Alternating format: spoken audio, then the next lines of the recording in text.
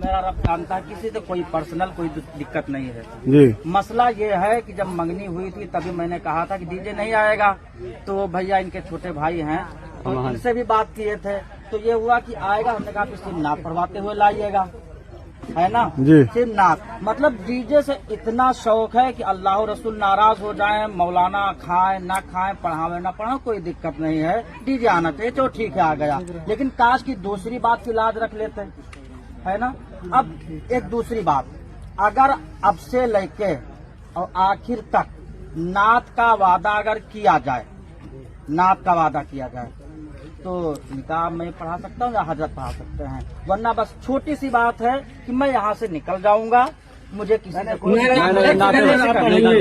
निकल जाऊंगा, जो भी मौलाना चाहे निकाह पढ़ा सकता है, मैं कोई आपत्ति नहीं, कोई दिक्कत नहीं, बस मैं अपना दामन जब कयामत के मैदान में मैं उठूं तो मेरा दामन साफ होना चाहिए, मैं अपने अल्लाह और रसूल के सामने सर झुका के नहीं मिलूंगा। जी सुभान अल्लाह, सही। बस